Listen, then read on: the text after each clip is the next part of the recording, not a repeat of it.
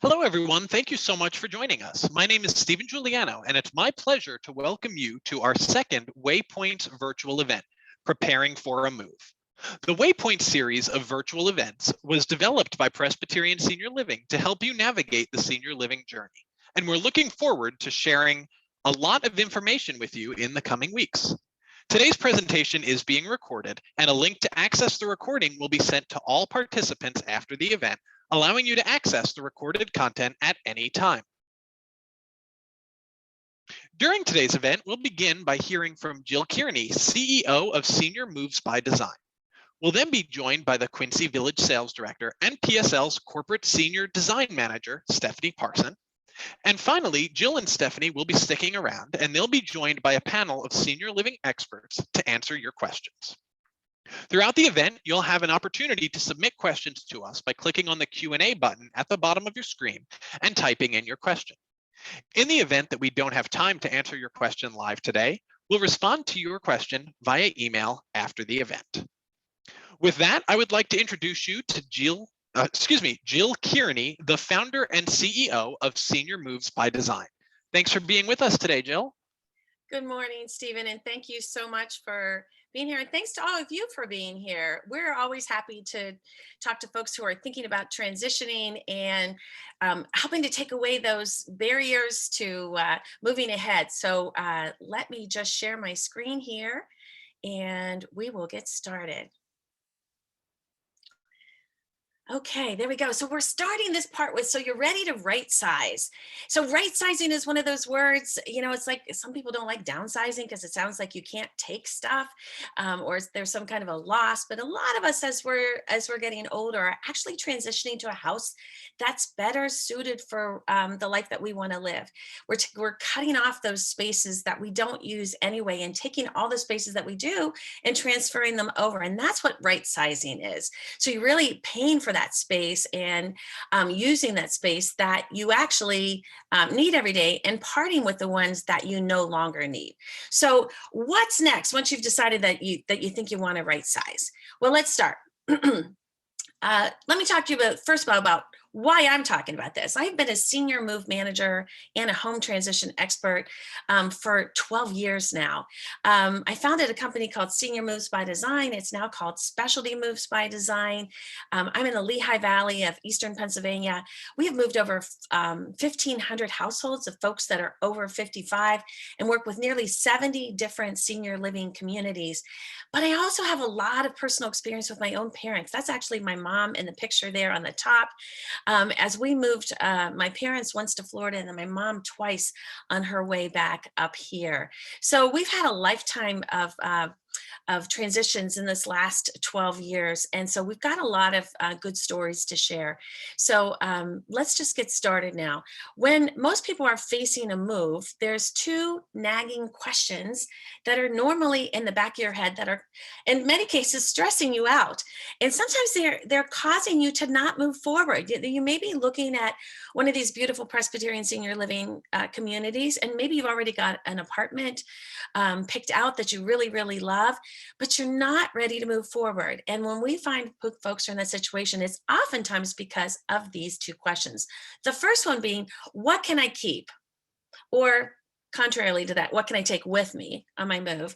And then the number two question, which is really big, is what do I do with what's left over? Those are things that I don't want or no longer need. So let's start with nagging question number one. What can I keep? I mean, do you have a garage that looks like this? A lot of us do.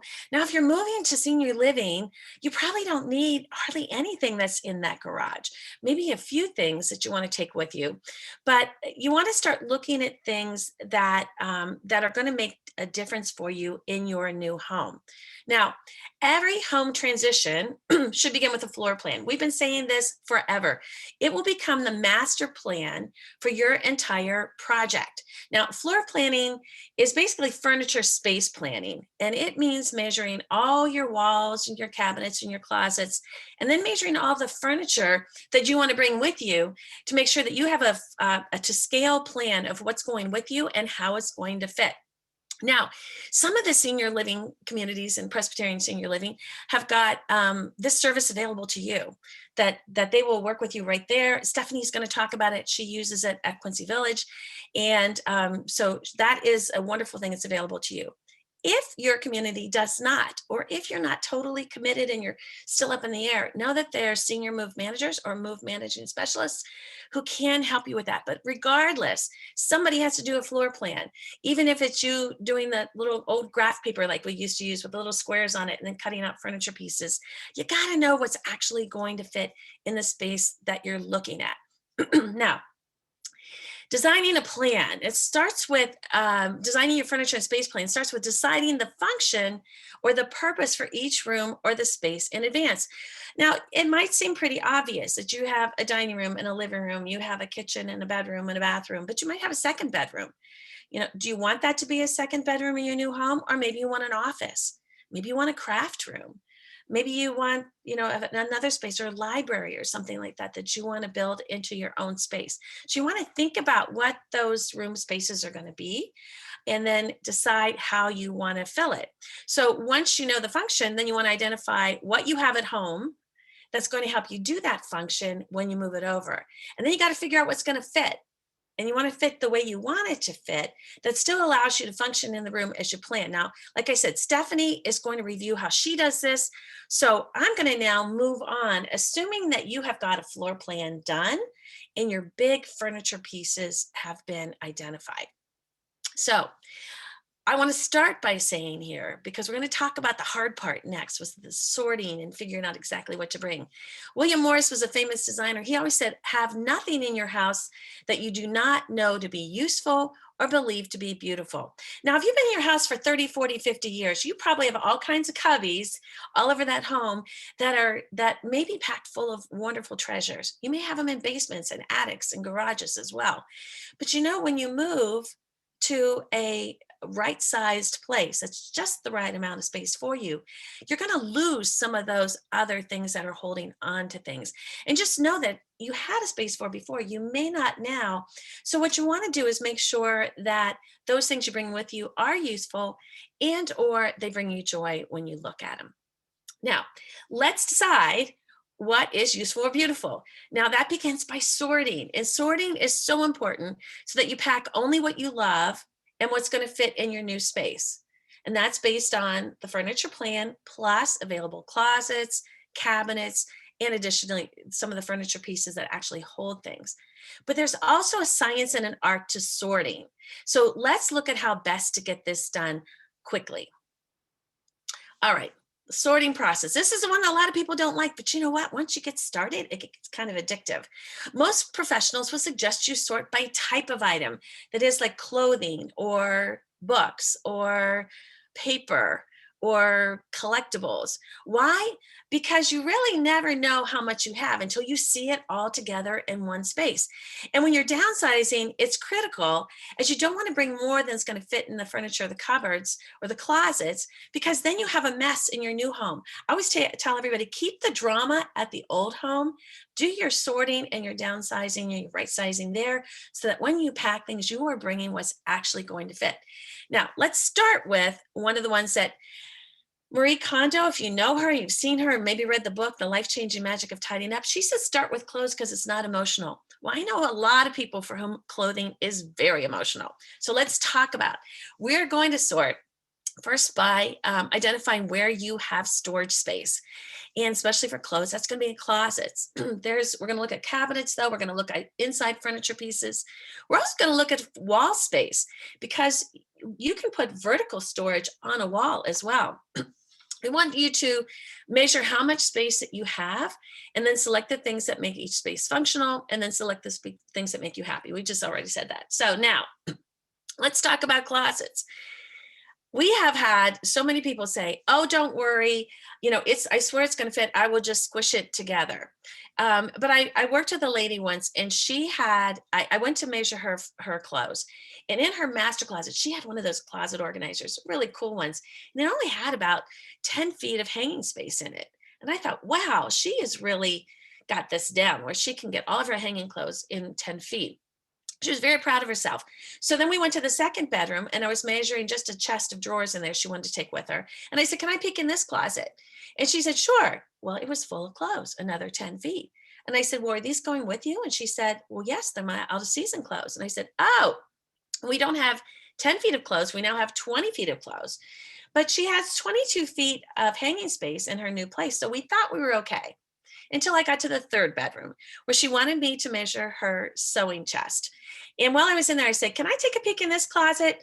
And she kind of looked at me sheepishly and said, I guess. And I opened it up and I said, does somebody else live here? And she said, no, those are my fat clothes. So know that for many of us, as we've gotten older, we have fat clothes and skinny clothes.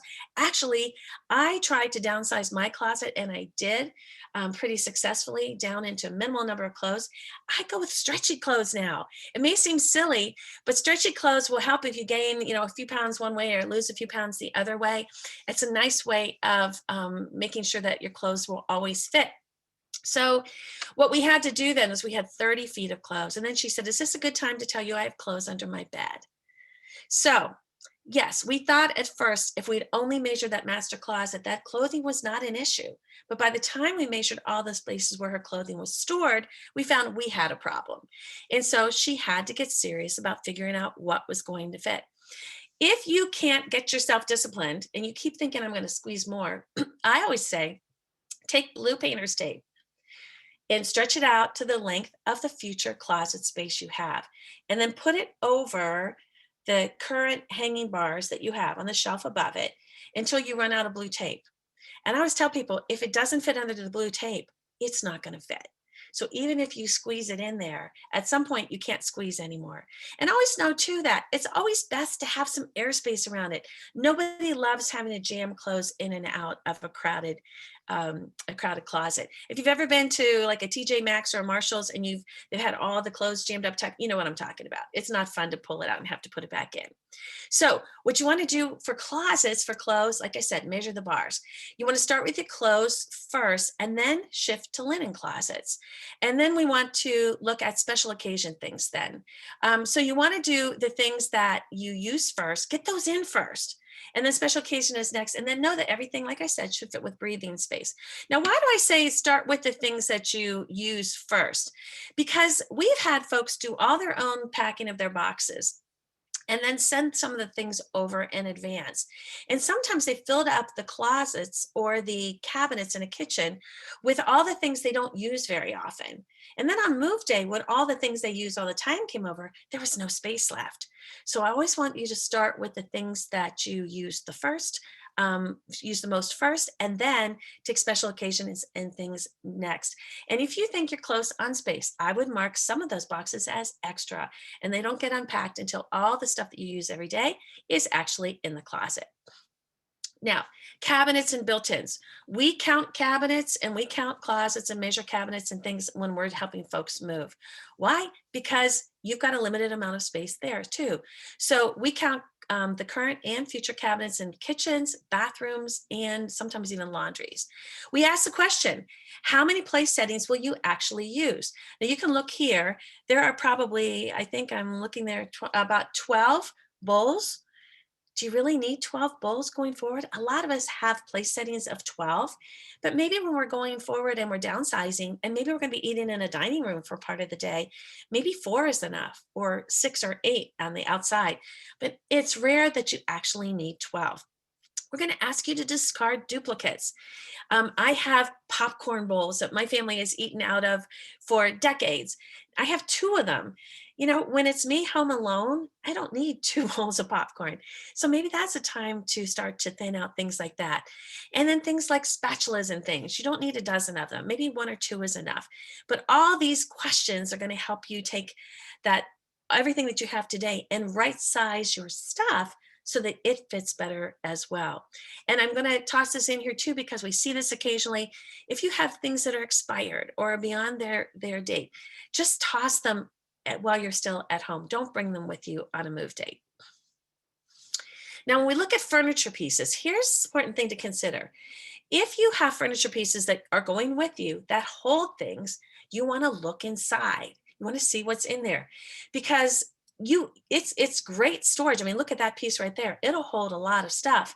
But if it's filled with things that are not wanted, that's a good time now to pull those out. And now you've got space to refill it with things that you really want. Now, I will tell you the old adage that my mom always said. My mom's house was always perfect. I did not inherit that gene.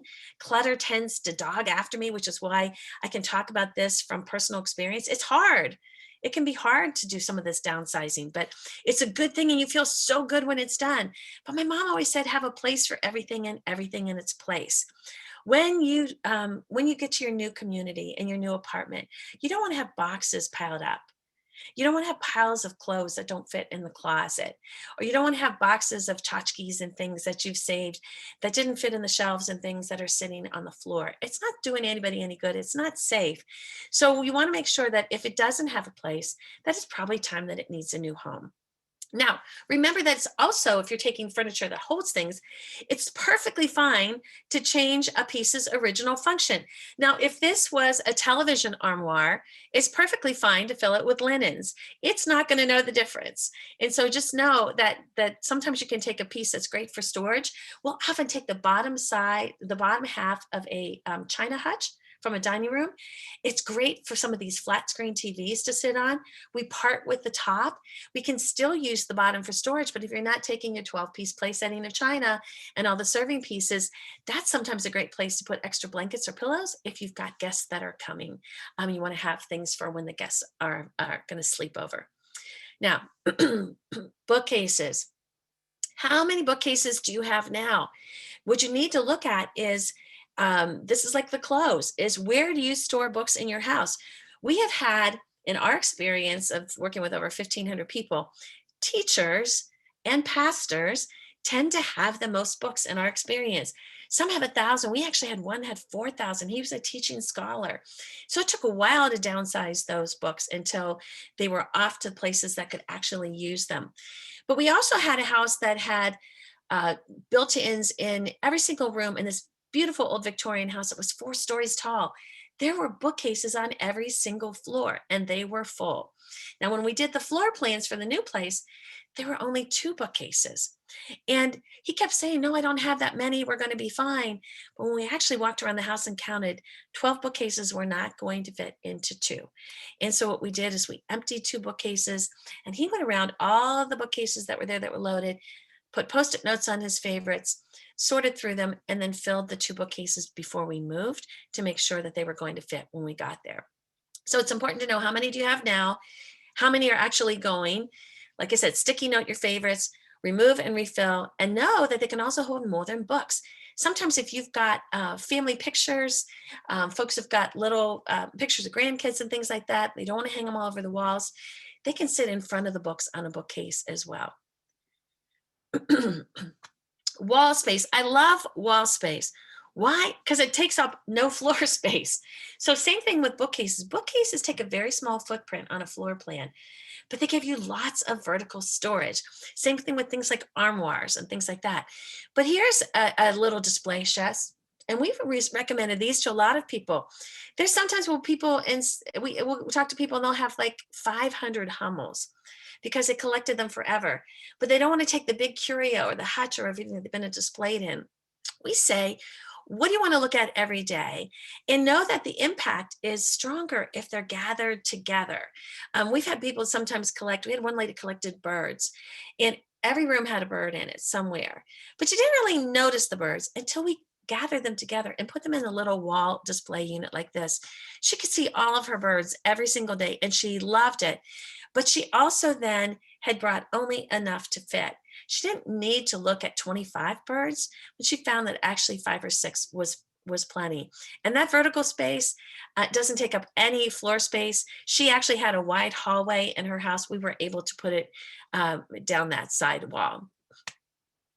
Now, that is what you do as far as sorting. Now we're going to go to nagging question number 2. What's to do with what's left over? This is the one that causes people a lot of angst because most of us, even people who are high on the hoarding scale, don't love everything. They just don't want their things to go into a dumpster. And so let's be really honest here.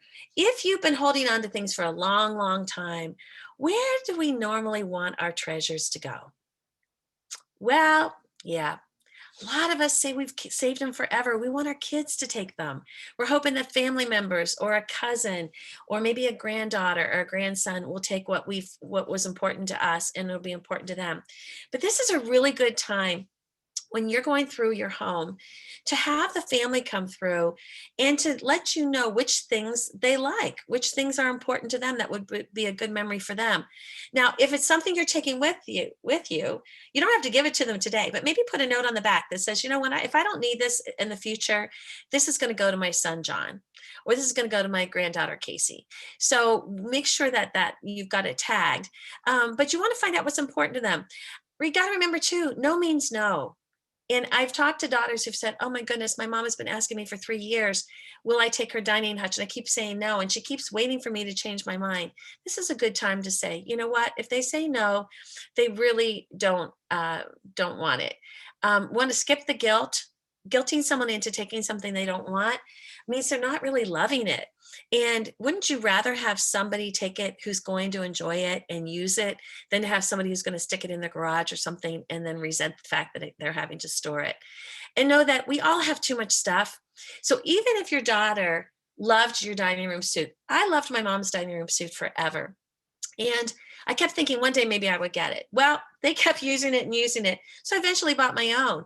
So one day she said to me, you know what? I think we're going to downsize. And so how would you want the dining room suit now? And I said, well, no, because I have my own. And she said, I thought you wanted it. And I said, well, for me to take yours, I have to empty mine, find a place for the old one, get it moved, come get yours, pack it up, bring it over, and it was too much work and I was too far away and it was going to be too expensive.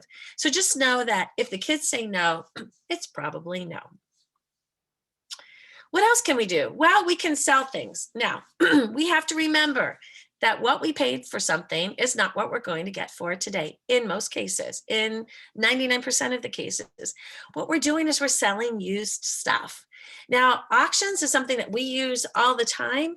But then this past year, when we couldn't gather in big groups, that first picture there with the gavel, with a group of people all crowded in together, that did not happen.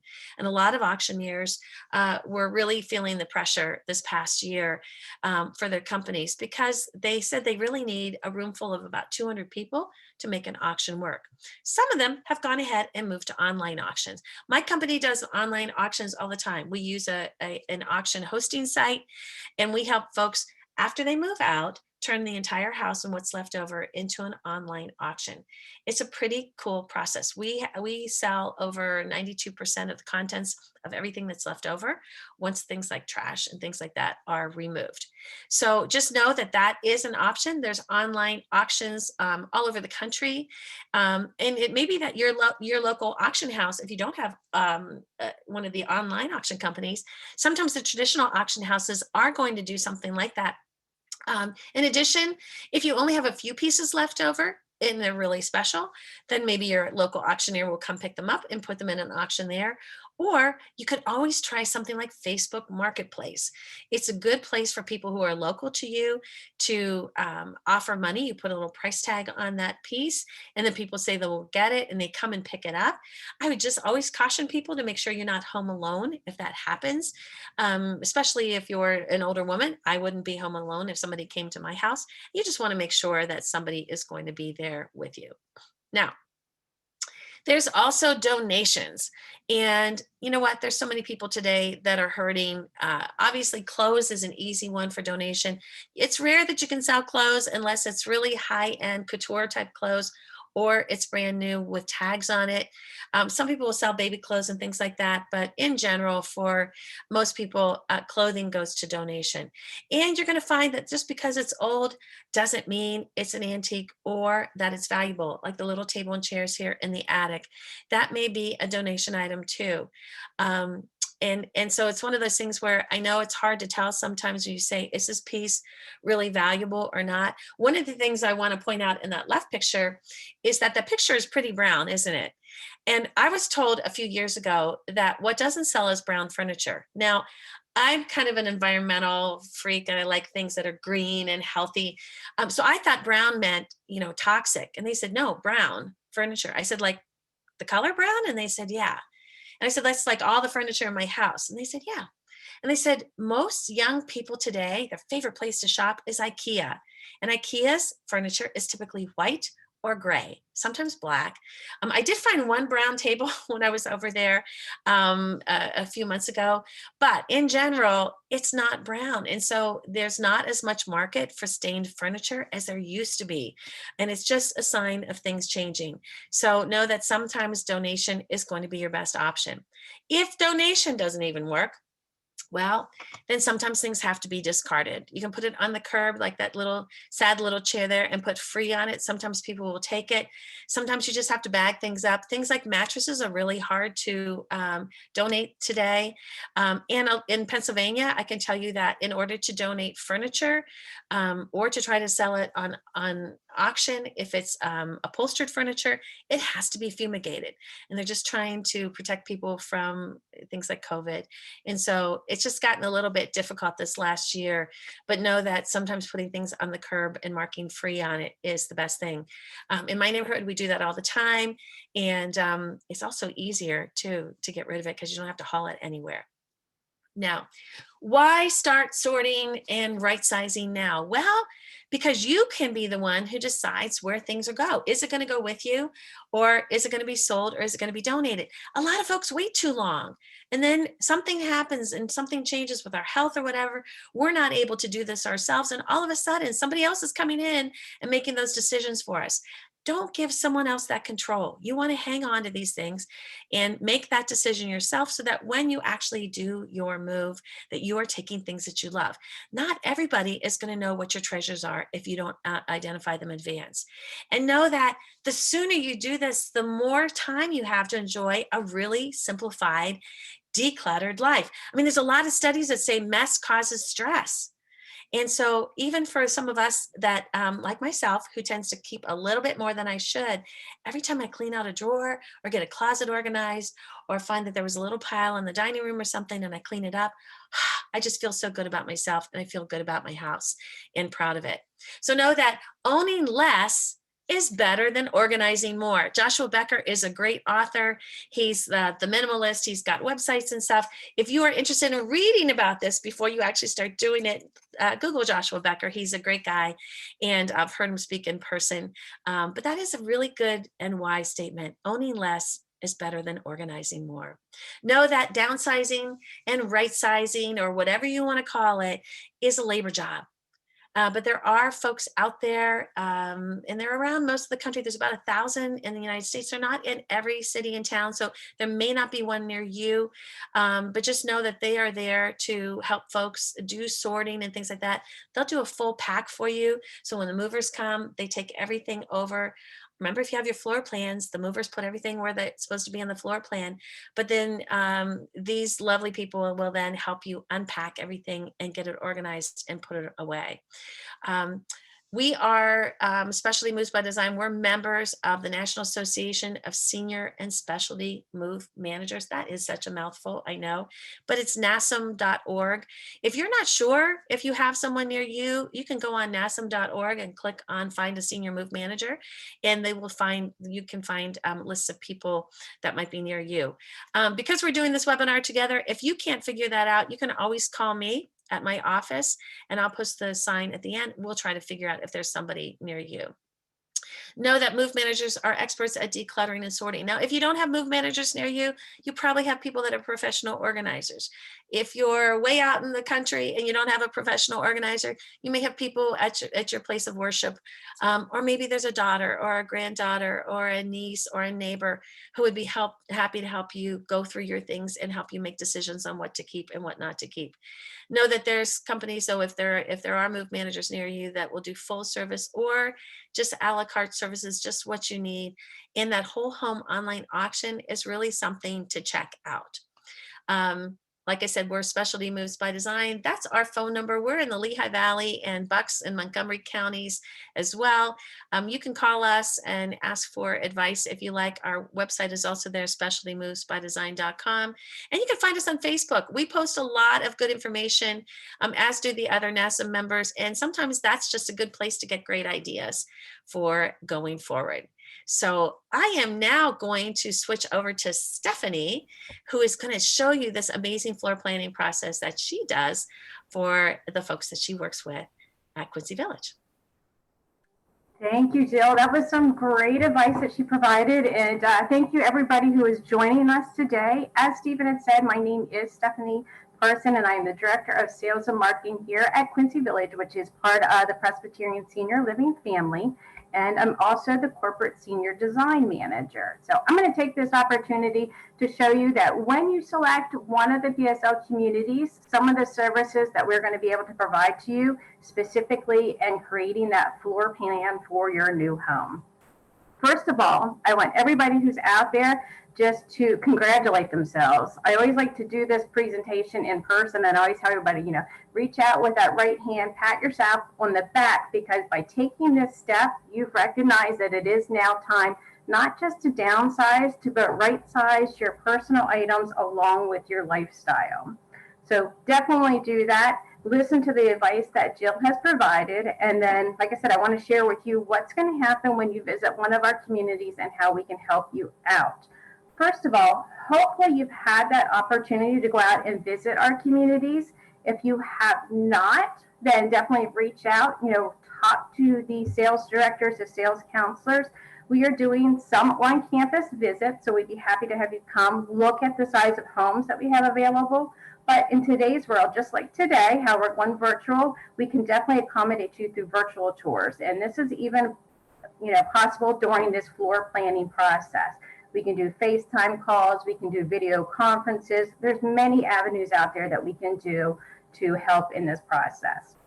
When you get to the communities, some of the first people you're going to meet is your design team. So you're going to have your sales counselors, your sales director, and possibly a design specialist on that campus. They are going to become your new best friend. They are going to help you with that downsizing, with the right sizing for your new home. And with that right sizing, yes, we are looking at the furniture items, those personal possessions that you're going to be bringing with you, but also how can we make our home our true home? What color do I want to paint the walls? What type of flooring do I want to put down? This is the team that's really going to help you out there. So floor plans. During the utilization of floor plans, which Jill mentioned, is extremely important. And you ask why? I've moved a lot in my lifetime. Why do I have to put it out on a floor plan? Well, for one thing, the first thing it's going to do, it's going to reduce the stress. So the day of the move can be very, very stressful. You have people coming to you saying, where do you want this? Where is this going to go? By utilizing that floor plan, you're going to answer some of those time-consuming decisions before the actual move day, so that people aren't coming to you and you're trying to make a decision right there and right then. The floor plan is also going to show you some available spaces that you may not have thought of. Places to put those corner cabinets, those heirloom pieces that you want to bring with you because they've been with you in the family. You're going to multi-purpose and reuse those again, but you're not exactly sure where they're going to fit in. A floor plan is going to show you that. It's going to make, floor plans are going to make the move more efficient. And that's even if you're utilizing moving companies, if you're utilizing your friends, your family, who's ever helping you, the more planned that you're going to be, the more efficient the move is going to be. And what was that number one thing that I said we wanted to do? That was reduce stress. Floor planning will help to do that. So how do we go about developing the floor plans? There are many, many different ways. Here at Quincy and on some of the select PSL communities, we use a computer aid design program that will actually, I'm going to step by step of how you actually use that. But if the community or if you don't have access to that, you definitely want to reach out to Jill and her team and companies like that. They have access to those programs. Programs are also free online, so you can download one on an iPad, on your iPhone to help get started. Or we can always go back to that old-fashioned pencil and graph paper and cutting the furniture down to size. And that will help you take that next step in developing your floor plans. So when you come to us and we're going to show you how to do a floor plan, one of the first things that we're going to schedule is a home visit. So we will come out to your home. Again, if that's not going to work right now because of COVID or you're concerned or probably a distance, this can also be done through virtually. When we come, hopefully you had that opportunity to work with maybe Jill and her team to start doing some downsizing, but if not, we're going to help answer some of those questions. What are some of the items of furniture that can have multiple uses? We're going to take the items and we're going to measure them.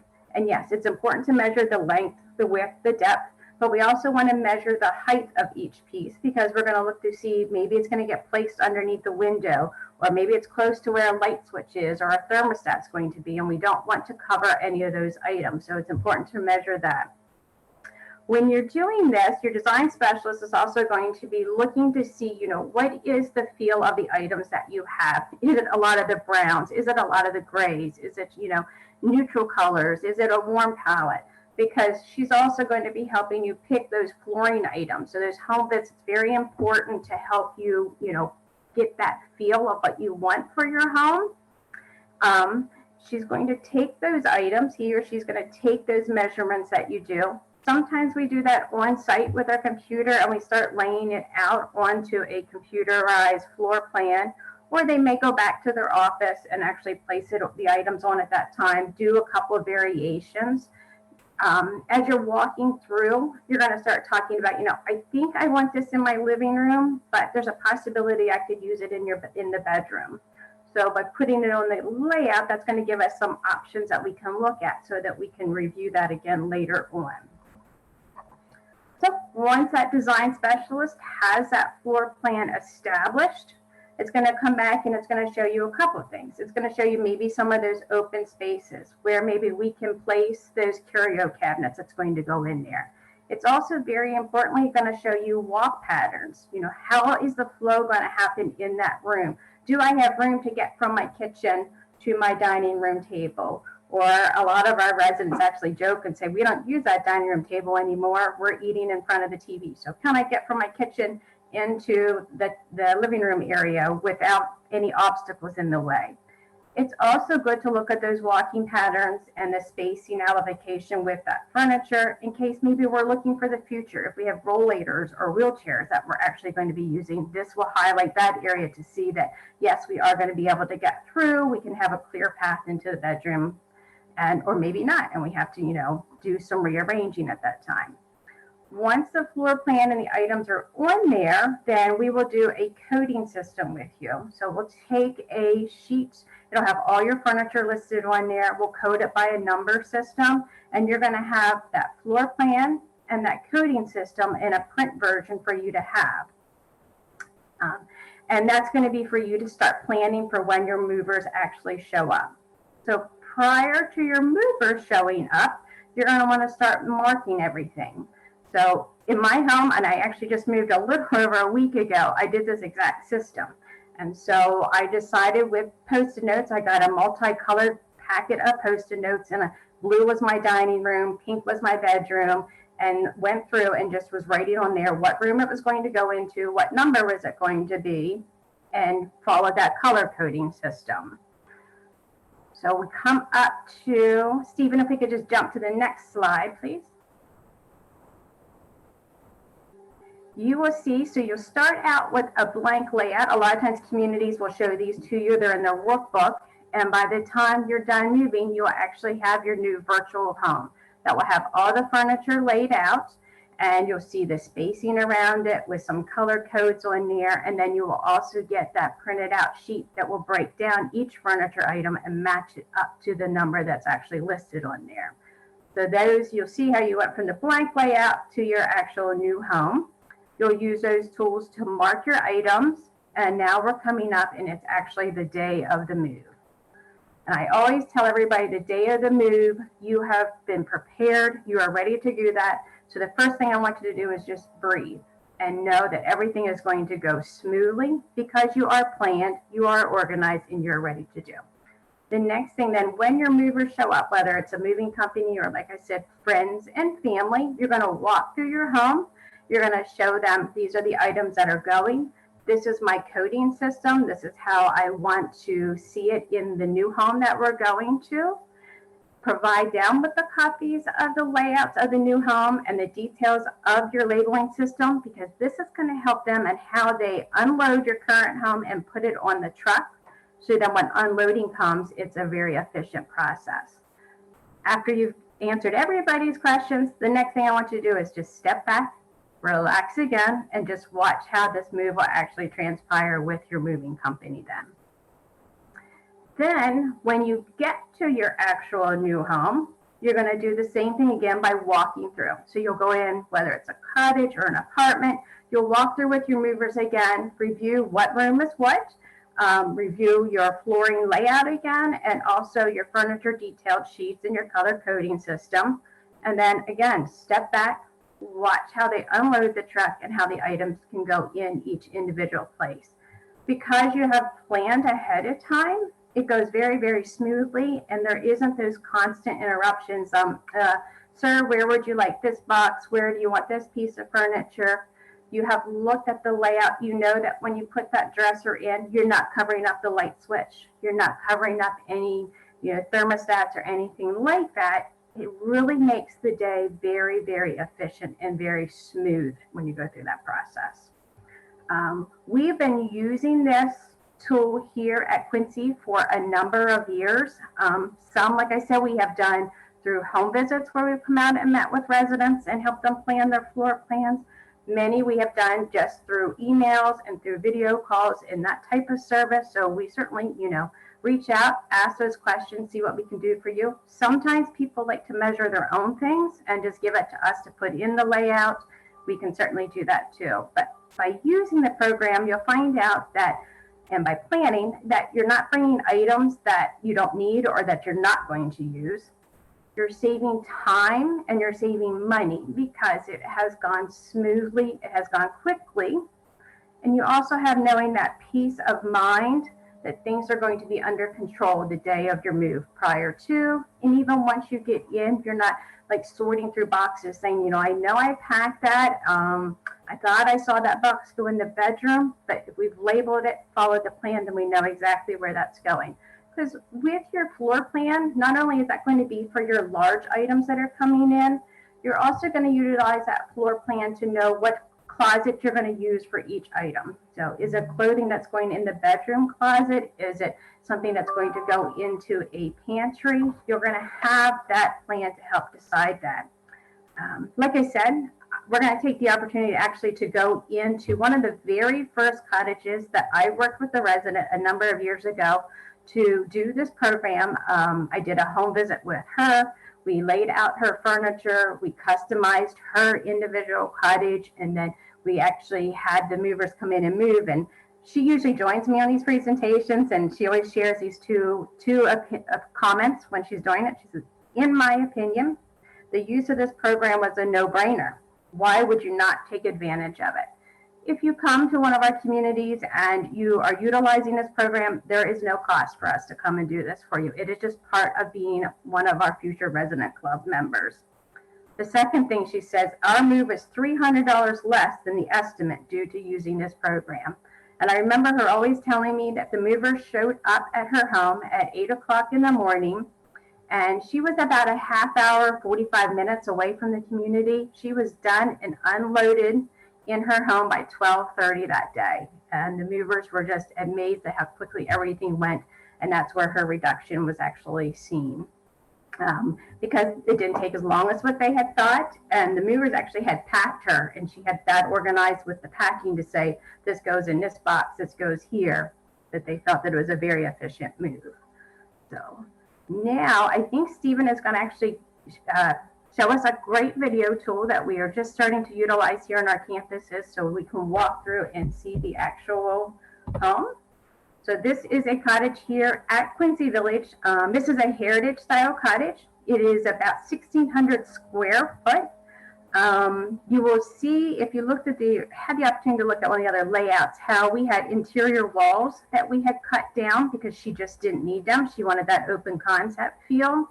We also were able to take walls and customize their actual size to the pieces of her furniture. So there's a hutch there in the dining room that did that showed, she wanted it to be that exact size, and also accent colors that went with those accent pieces then. We could take a look into the master bedroom, Stephen.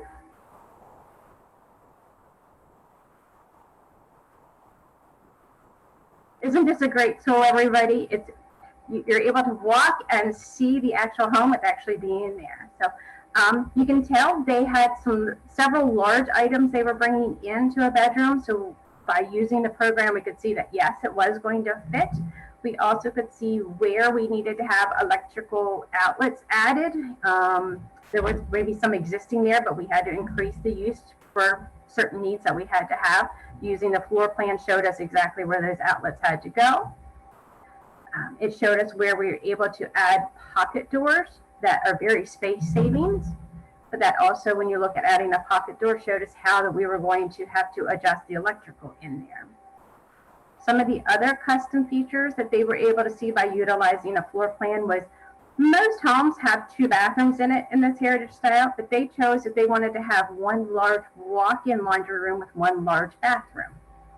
So we were able to utilize that program and plan how that was going to work, what type of cabinet space and linen closet that was going to be added in there for her storage areas then.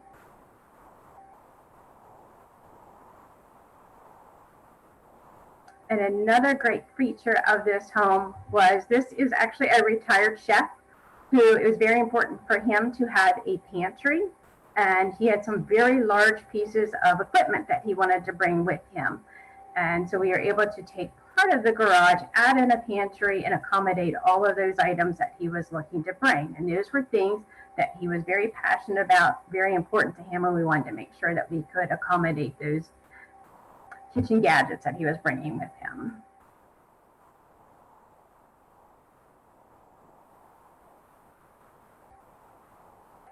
And I think Stephen is going to share with us another cottage. This is a similar style of cottage, but you will see this was someone who wanted to bring their collectibles with them. So we wanted to design it so that they could have custom bookcases put in and also work with the furniture that they had. So when you come in, you'll see that the custom bookcases have been added to hold those precious items. If you notice, there's a half wall right there in front of us, because right on the other side of the half wall was a piece of furniture that they wanted to bring that they were concerned about it sort of feeling closed off. So we looked at doing that half wall. You still had that furniture, but you were still able to achieve that open concept feel for it.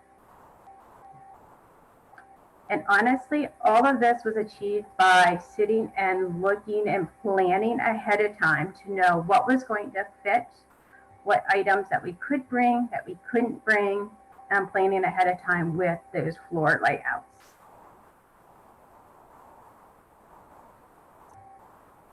We have a couple minutes. We have about 10 minutes left. So at this time, we wanted to sort of turn it back over to Stephen for some question and answers. Thank you so much, Stephanie. We really appreciate the insights that you were able to share there. And Jill, thank you also for everything that you were able to share with us today as well.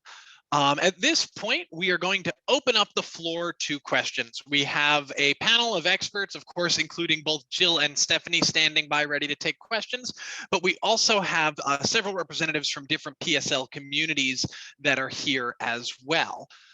So we can dive right in. We have had some questions that have been submitted during the course of the presentation today. Jill, feel free if you want to join us back here on video. I have a question that I'm going to start with you on. Okay. So what is the commission that you take for an online auction? When you were talking about the auction piece during your presentation, this question came in.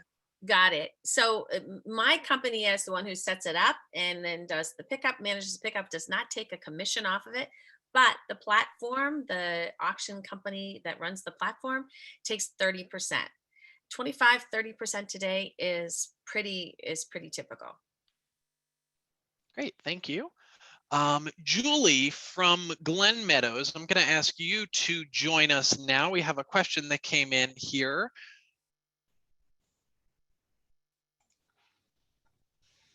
There we are. Hi, Julie. Hi there.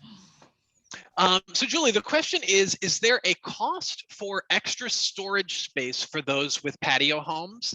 And if so, how much is it? And what is the size of the storage area? Yes, thanks, Stephen. Glen Meadows does offer extra storage for people who live in patio homes or apartments. It's located in a climate control area. There is an extra fee monthly of $15. They are 4 feet high, 4 feet wide, 4 feet deep cubes, and you would provide your own lock. Great, thank you. Hmm. I have a few more questions here, but I just wanted to mention to anyone who's joining us, if you do have a question that you would like to ask, if you click on that Q&A button at the bottom of your screen, you will then be prompted to type in your question. That'll send it over to us, and we'll call on our panelists to answer those for you. And we do have a few people who have called in using the telephone. If any of our telephone callers have questions, you can go ahead on your telephone's keypad and press *9, and that will send us a signal that you have a question, and we can then unmute you and you can ask your question to our panelists live. Next question that I have is going to be for Jill. It's a tricky situation that I think a lot of people have probably been in, but how do you keep your kids from throwing away your stuff? Ooh, this is a big one. And we've had family members where kids have for a long time, said, please, mom, get rid of your stuff. And then they've offered to say, listen, we'll be happy to help. We'll put a dumpster in the driveway. We will help you haul it out to bring over some friends. Why does mom not like hearing that? Because if you haven't sorted it and you don't know what your treasures are from things that might be trash, then you're going to have a whole bunch of people going through your house doing that. So the best answer to the kids who want to help do that is to say, let me take some time first and do some prioritizing. And one of the things I always like, and I know Stephanie used it in her move last week, she was talking about the Post-it notes. Post-it notes are a good thing to do, to go around the house and put stickers on. If there's two of you, if there's a couple of you there, take 2 different colors. And that way, anybody who's helping you on sort of purging out things that you don't need, will see things like that. And it's an automatic flag that says, don't touch it. Sometimes that's the easiest way to do it. Great, thank you. Mhm. Question for Stephanie. With the floor planning process, how long does that process take from beginning to end, or how far in advance should someone reach out for services like that? Sure, it's a very good question. With the Presbyterian Senior Living, once you become a Future Resident Club member, you can start that process very early on.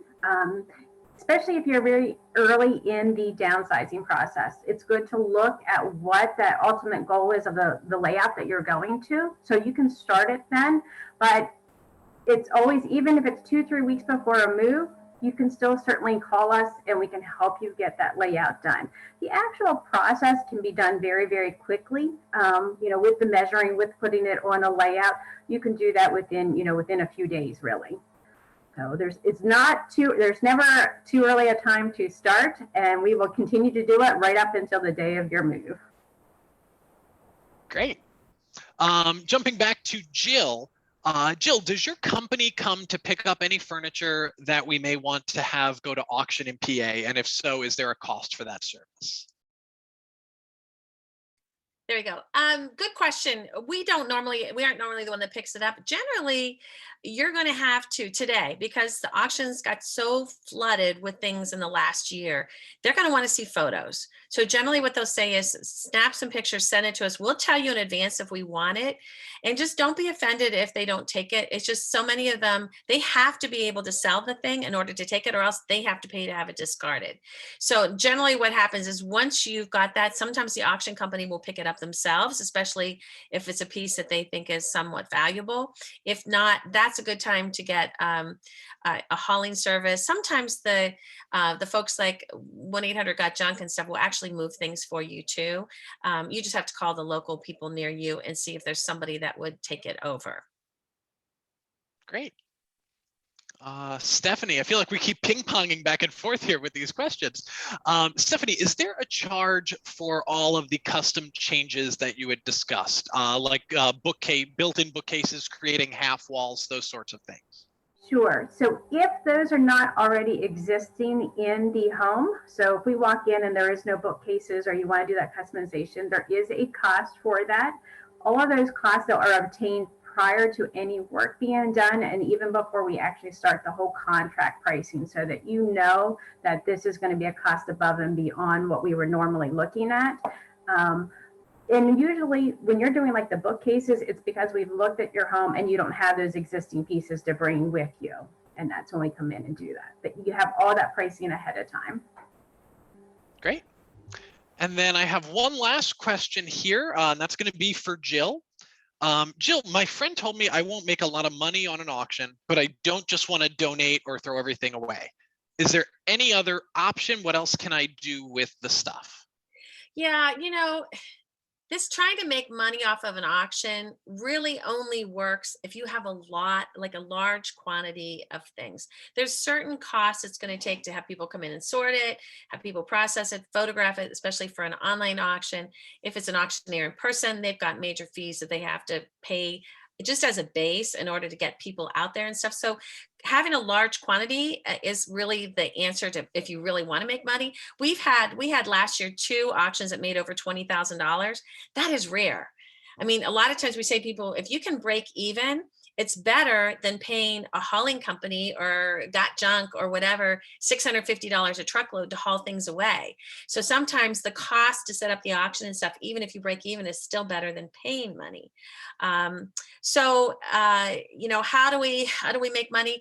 One of the things that I mentioned in the talk was that Facebook Marketplace. It's pretty friendly. It's usually neighbors in your area that see that. You can put an item on there and you put a price on it. If nobody bites, no, the price is too high. And remember that when people are buying things used, they're looking for a bargain. So they could probably go out to Home Depot or to Marshall's or something and buy that. But if they're going to buy it from you, if it's $100 there, they're going to look for buying it for something for maybe $20. And a lot of folks just, their heart hurts because, you paid more than that for the money, but know that really what you're trying to do is to find it a new home. Because if you really want to be at one of these beautiful communities, that should be your goal. Emptying your house should be the other goal, and at whatever it takes, and making a ton of money off of it. Like I said, if you don't have a large quantity, is probably not realistic for most people. Great. Thank you so much. Unfortunately, our time today has come to an end, but I really wanted to thank both Jill and Stephanie for joining us today. Thank you, Julie, for jumping in and answering those community-specific questions. And thank you, most importantly, to all of our attendees for joining us today. It's been great to connect with everyone. We will be following up with everyone who attended today via email with a link to the recording for this session, so you can always feel free to refer back to any of the information that was shared at any time. And at the end of our event in just a moment, you will be sent to a survey to provide feedback on today's event. We certainly love to receive that feedback, and we will use the information that you provide to help tailor and create future events that are most relevant to you. So thank you all so much for joining us today. We hope you enjoy the rest of your week, and we'll see you again soon at our future Waypoints virtual events. Bye.